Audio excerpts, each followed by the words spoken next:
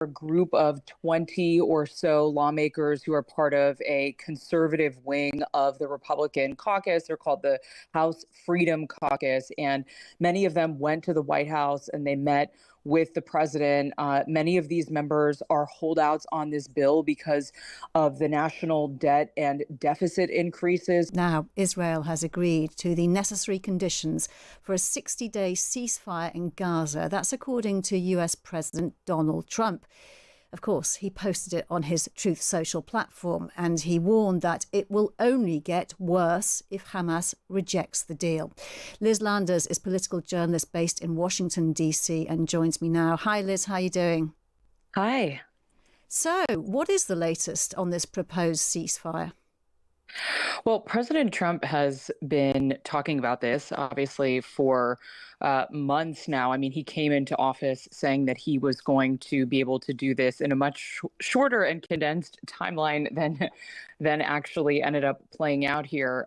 But, we heard real anger from him, and I think in a way that I think surprised people here in the States when he was leaving the White House a few days ago and used the F-bomb to describe the situation in the Middle East, and saying that these countries have been fighting one another for so long that they don't even know what they're fighting about anymore. So this announcement today, the president loves to unveil this kind of stuff on on social media. Indeed. But he I think is scheduled, of course, to meet with Bibi Netanyahu next week. So I assume that this announcement today is sort of will be a continuation of the conversation that he will be having with Netanyahu while he's visiting the U.S. next week. And we also know that his ambassador Witkoff, who has sort of this broad role in peace negotiations, has been working through intermediaries and taking these meetings in Oman and other places for months now, along with Secretary Rubio, trying to hash out a deal between the Israelis. So we'll see what happens. But I we know that Trump likes to put deadlines on things and announce things before they've happened. He did it with Ukraine as well, didn't he? Saying it would be done in a day, didn't he? And look at that, where that is. I mean, is there any really any real expectation that this will go ahead in this case? I would say, after covering him for many years now, that I would offer caution to the actual timeline. You're right, he does offer fast timelines. I think, though, that those kinds of short timelines do put pressure on his team and the parties involved in the negotiations to come to the table more quickly, to perhaps try to reach a deal more quickly. But you're right, sometimes that's not always what comes to fruition. Yeah, well, we'll be hearing more on this from Jamil Jaffer, founder of the National Security Institute, in just a moment. Let's now talk a little bit more, Liz, about Trump's so-called big, beautiful bill. Heading back to the US House of Representatives after narrowly clearing the Senate on Tuesday yesterday, Vice President J.D. Vance was forced to cast a tie-breaking vote in that one, following more than 24 hours of heated debate. The president's now set a July the 4th deadline for lawmakers to return a final version he can sign into law. What does this mean for the Trump administration going forward? Well, this is sort of a self-imposed deadline. This is something that the president and also the speaker, Mike Johnson, who is now trying to corral his members, that they wanted to be able to celebrate and sign this into law on July 4th, in just a few days from now. As of now, that may or may not happen. Yes. So the latest, Tell me what happened today.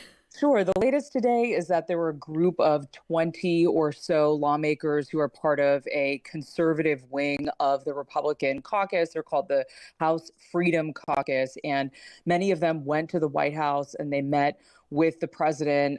Many of these members are holdouts on this bill because of the national debt and deficit increases. So they're primarily concerned about the financial viability of the country and what, they are always saying the financial situation that they are going to be leaving children and grandchildren going forward, because this bill does add trillions of dollars to the debt. That's according to the Congressional Budget Office, which is a nonpartisan analysis that offers insight into what these bills will end up doing. So right now we know that the president met with some of these folks earlier today. They went back to Capitol Hill. Then some of the White House aides went up to Capitol Hill to continue those conversations with them. It seems like they're not voting right now in the House, and so they've paused the voting.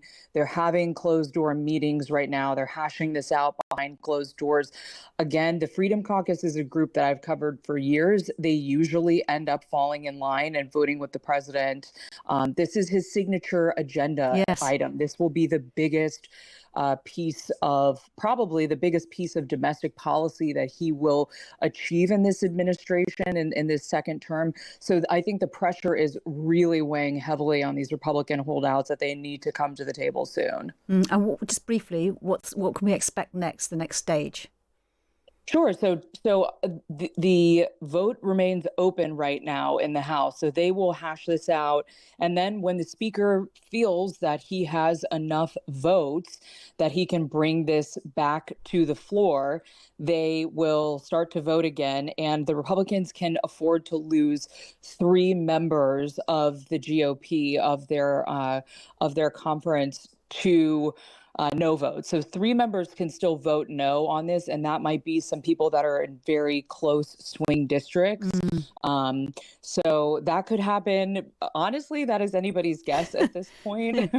But I do think that this could happen within the next 12 hours, 24 hours, and that it could still arrive on the president's desk in time for Friday, July 4th. So no betting in Washington. It's not safe to do so, Liz. Liz Landers, great to speak to you. Thank you so much for your time. That's Liz Landers, political journalist based in Washington, talking to us all the latest on that big, beautiful bill.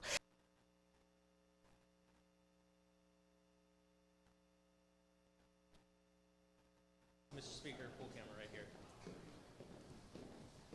Well, it's been a long, productive day. We've been talking with members from across the conference and making sure that everyone's concerns are addressed and their questions are answered. And it's been a good day. We're in a good place right now. This is the legislative process. This is exactly how I think the framers intended for it to work.